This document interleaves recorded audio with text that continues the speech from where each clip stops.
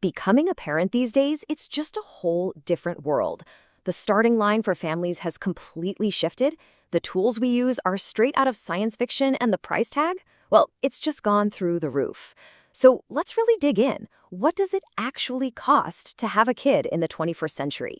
All right, so here's how we're going to break it all down. First, we're going to look at when people are starting families now. Then, we'll dive into the amazing and complex tech that helps make it happen. After that, we'll get real about the potential risks, tally up that massive financial cost, and finally, we'll tackle the brand new challenges of what it means to raise a kid today. So, first things first, people are just starting families later. I mean, it makes sense, right? You've got careers, education, just finding the right person. It all pushes the timeline back. So you see more and more people building families in their 30s, even their 40s. And that brings a whole new set of biological realities to the table. And in the medical world, this has a name, advanced maternal age, or AMA for short. Now, it's not some magic line in the sand, but it is a point where, statistically speaking, things start to change. So what's the age we're talking about here?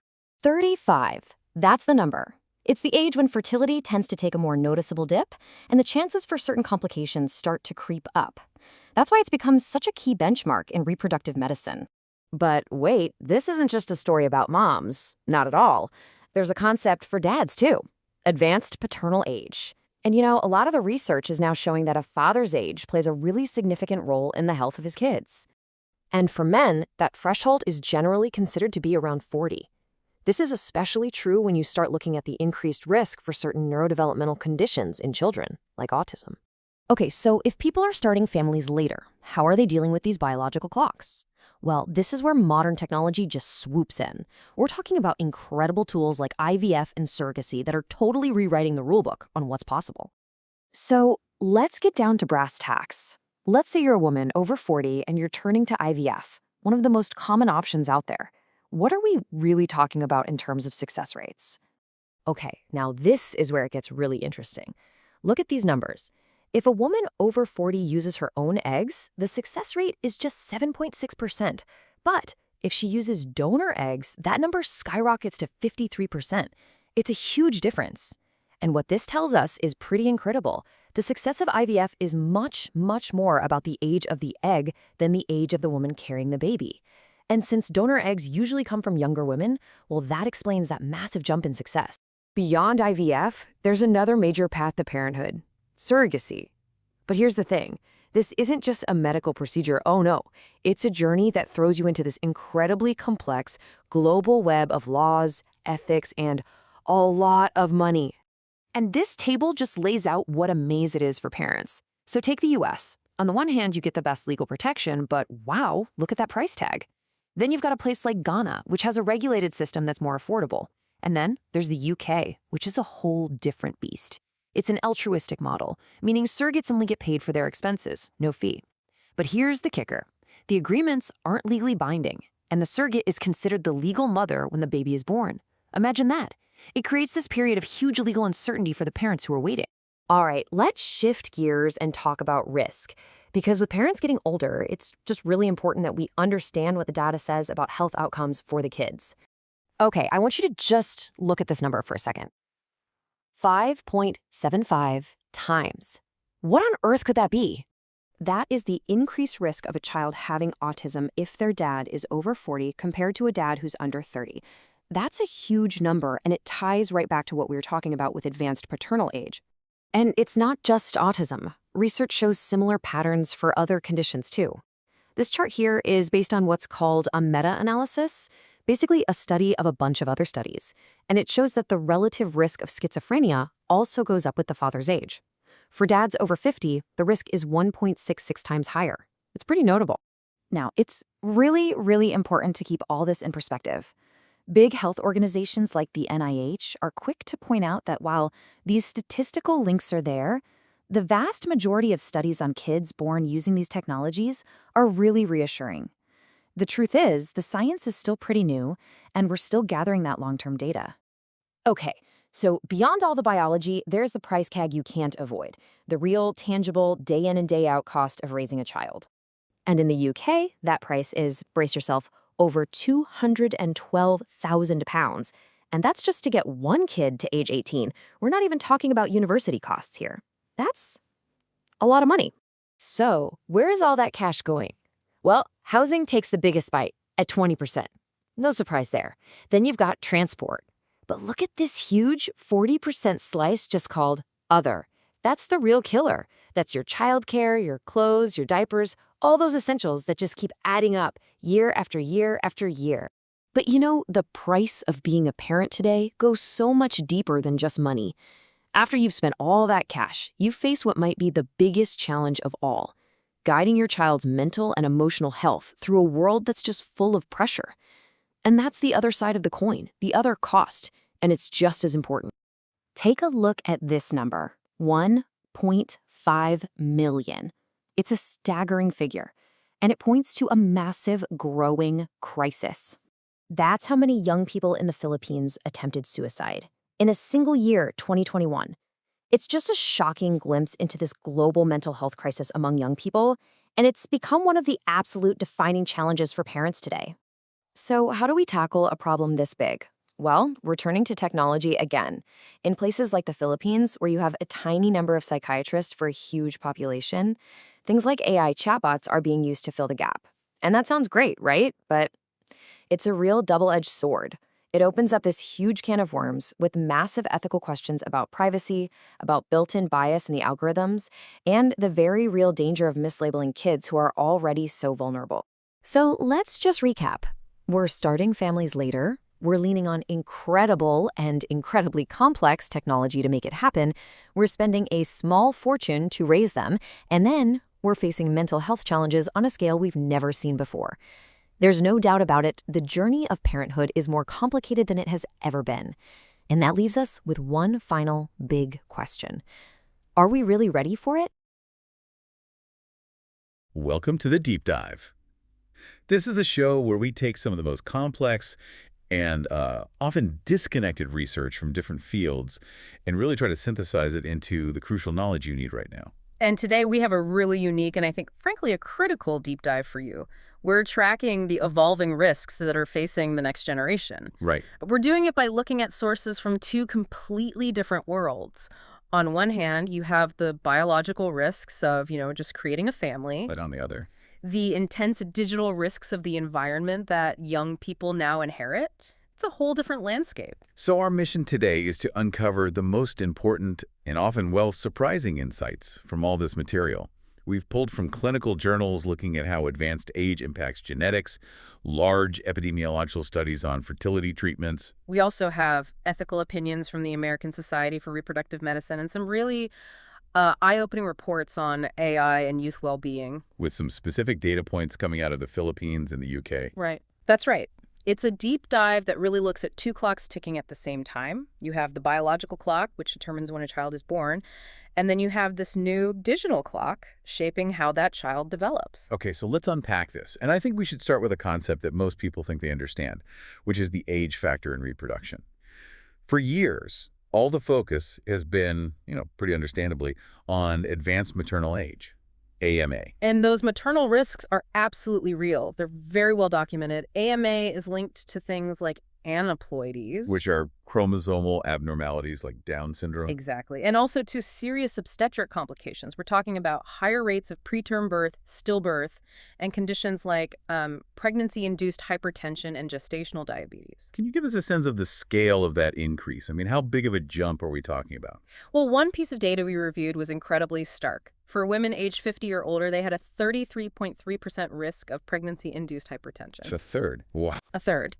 Now compare that to women who are just a few years younger. In the 45 to 49 age bracket, their risk was 16.7%. So it basically doubles in just a few years. It just about doubles. And we see a similar story with gestational diabetes. The risk goes from around 14.7% up to almost 30% in that same age jump. That's a huge differential. But this is where the sources we looked at really challenge our assumptions. Because while we focus so heavily on the maternal side, the data is pointing very strongly to advanced paternal age, or APA, being an equally, if not, more significant driver of risk. Just through a different mechanism. A different mechanism, exactly. Yeah, absolutely.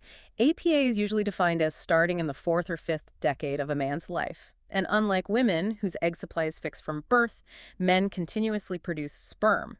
It's a process of stem cell cycling. I think you described it as being like a printing press that just runs for decades. That's a great way to think about it. And every time that press runs a cycle, these tiny little errors can creep into the genetic code. We call them de novo mutations, or DNMs. So they're new mutations, not inherited. Exactly, new genetic errors.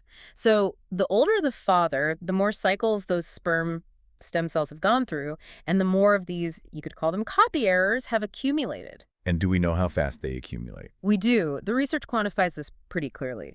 The number of these paternal DNMs increases by an estimated 4% with each additional year of the father's age. 4% per year. But here is the monumental takeaway for you, the listener.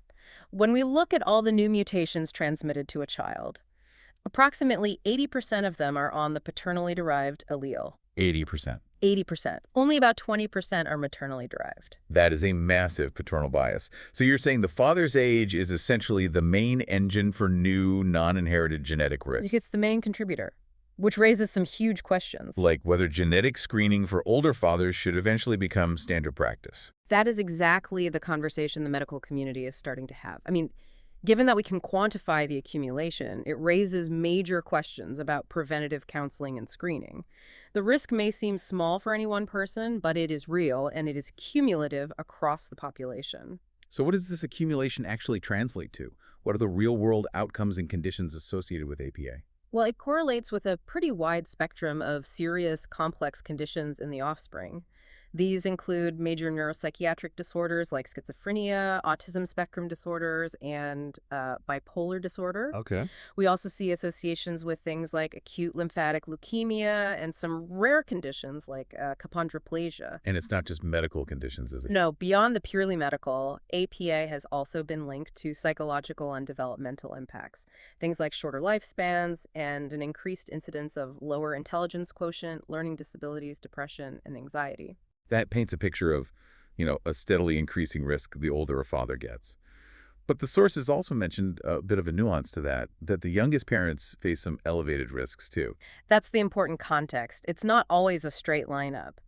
While conditions like schizophrenia do consistently show a rising risk with APA, some of the neuropsychiatric outcomes, Like ADHD. like ADHD or learning disabilities, they may follow what's called a U-shaped curve. A U-shaped curve, meaning risks are high at both ends of the spectrum. Exactly. The risks are elevated at the advanced age, say, over 40, but also at a very young age, generally under 25, when you compare it to the sort of reference age of 25 to 29 years old. So it's the highest on both ends. Yes. And that young age risk isn't exclusive to fathers either. The studies we looked at showed that offspring of mothers aged 18 to 24 had an increased risk of ADHD with an odds ratio of 1.34 and learning disability with an odds ratio of 1.36. So it really suggests that the biological and maybe the social pressures on very young or very old parents create these unique elevated risk profiles. That's right. And that whole analysis of age-related risks, that leads us directly into the world of assisted reproductive technology, right? RT. It's the logical next step. Because knowing these genetic limitations, so many couples turn to it for assistance. But then the question becomes, is the intervention itself introducing long-term risks for the child? That was the exact question a major Danish register study tried to answer. They followed thousands of children conceived via different RT methods. And the findings, well, they provide a really crucial distinction between the methods. Okay, so let's start with the most intensive procedures. What did they find there? For children born after in vitro fertilization, IVF, and intracytoplasmic sperm injection, or ICSI. That's where the sperm is injected directly into the egg. Right. For that group, the overall risk of mental disorders was comparable to spontaneously conceived children. The only exception was a borderline, just a tiny risk increase for puertic disorders. But the absolute risk was negligible, something like 0.3%. So for the most high-tech interventionist procedures, the method itself appears pretty safe in the long run. But the less intensive treatments, they showed a different result. They did. For children conceived via ovulation induction, which is often combined with intrauterine insemination, or IUI. Where the sperm is just placed directly into the uterus. Exactly. That group had a small but significantly increased risk for several mental disorders. The absolute risk for any mental disorder in that group was 4.1%. And this included increased risks for autism spectrum disorders, hyperkinetic disorders, which is the term for ADHD in Europe, and interretic disorders. Wait, so why would the simpler method carry a higher mental health association than the complex IVF? That seems counterintuitive. It does, until you really look at the patient demographics. IVF and ICSI are often used to bypass major genetic or hormonal issues. They're designed to overcome a severe male factor or, say, a tubal blockage. But the couples who use ovulation induction in IUI often have underlying milder issues, maybe a mild ovulatory dysfunction or a minor male factor infertility. So the analysis suggests the increased risk in that IUI group is likely related to those underlying pre-existing infertility issues. So the issues that were there before the treatment started. Exactly. The pre-existing genetic or biological factors rather than the hormone, drugs, or the procedure itself. That's a fundamental distinction to make. It really shifts the focus back to the biological foundation of the parents rather than, blaming the technology. Precisely. And this really moves us into the societal and ethical sphere. Because if a couple decides to proceed with RT at an advanced age, or even naturally, we have to start thinking about the long-term ethical implications for the child. And the American Society for Reproductive Medicine, the ASRM, their ethics committee, tackles this head-on. They specifically focus on the welfare of the offspring. And that includes something pretty sobering: the risk of the child losing a parent early in life.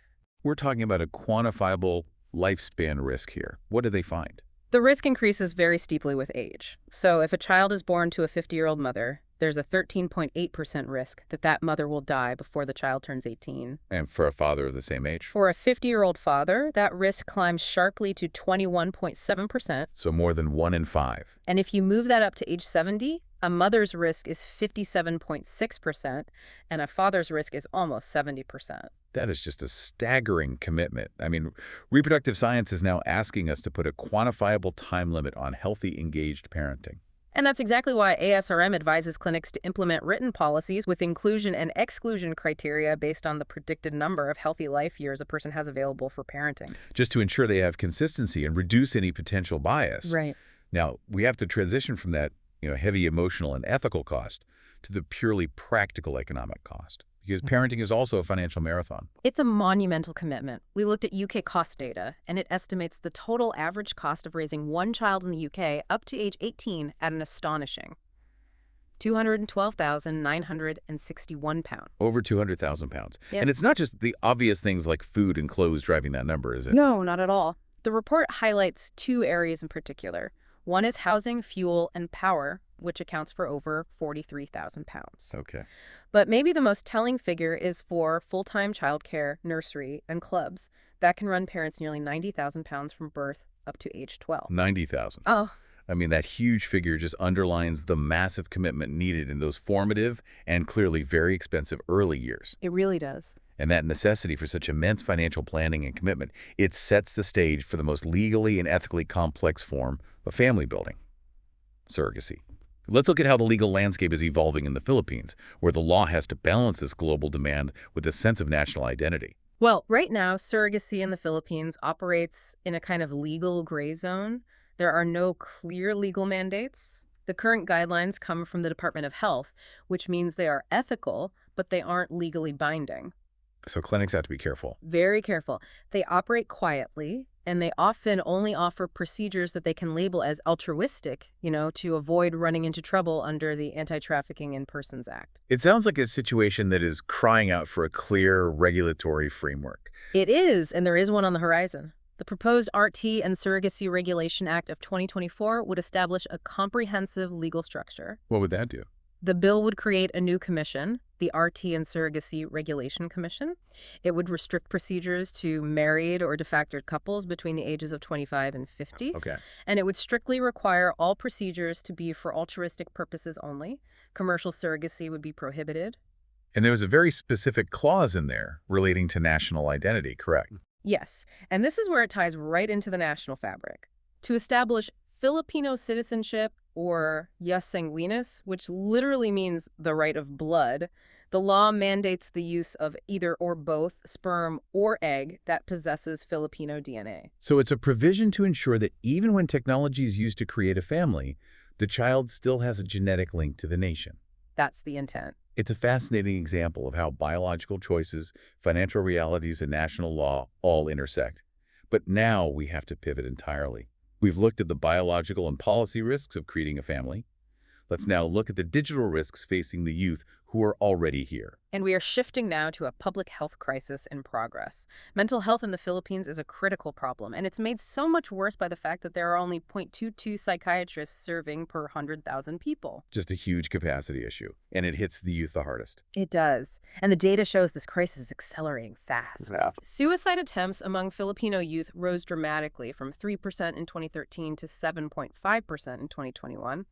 That number represents about 1.5 million young people grappling with acute mental distress. And the pandemic poured fuel on that fire. It certainly worsened it due to isolation, but it also cemented this massive reliance on digital platforms. 86% of college-aged Filipinos are on social media. Yeah. That digital dependency is exactly where these new AI-driven risks are emerging. And the threats are coming in two major forms. First, the most immediate and traumatic is what's called synthetic abuse. So deepfakes. Deepfakes. We saw a staggering 1,325% rise in harmful AI-generated online abuse material between just 2023 and 2024. For a child, the trauma is compounded by the feeling that this digital record is permanent. It makes the victimization feel just, unending. A completely new form of personal violation built on synthetic reality. What's the second threat? The more subtle long-term problem. It's the rise of AI companions and the social deskilling that comes with it. These conversational agents are designed to be sycophantic and frictionless. Sycophantic. They constantly validate the user. They rarely challenge them. Unlike real human friends, they're programmed to maximize engagement, and that means being agreeable. So if the AI is frictionless, and it's always affirming a 12-year-old, how does that translate to them dealing with a real disagreement or, a rejection from a friend? Well, that's the fear. Psychologists worry it creates an entirely unrealistic standard for human connection. The frictionlessness of AI risks deskilling their social intelligence. Preventing them from building resilience. Exactly. It stops children from building the resilience they need to handle the complex, sometimes painful reality of human relationships. Yeah. The child begins to prefer the passive affirmation of the machine. And critically, most parents are completely unaware this is even happening. The parental knowledge gap is huge. Our sources show only 37% of parents whose children use AI tools are even aware that their kids are engaging with them. And the warnings here are not theoretical. We've seen reports detailing AI-induced psychosis and the tragic case of a 16-year-old who died by suicide after a chatbot allegedly validated self-harming thoughts. Highlighting that AI, despite its sophisticated language, it just lacks the fundamental moral and, frankly, the clinical social understanding you need to manage real human distress. And if we broaden the lens to the UK, the data suggests that these pressures are universal.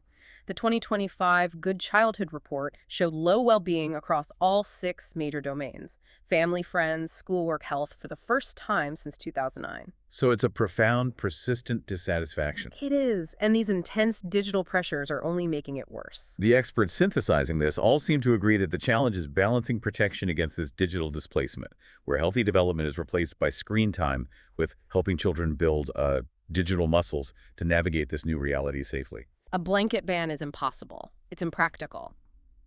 But we absolutely must recognize the intense digital isolation and pressure that they face. So what does this all mean? It seems we're grappling with two entirely separate crises. One is passed down through our genes, and it necessitates some serious ethical and policy shifts.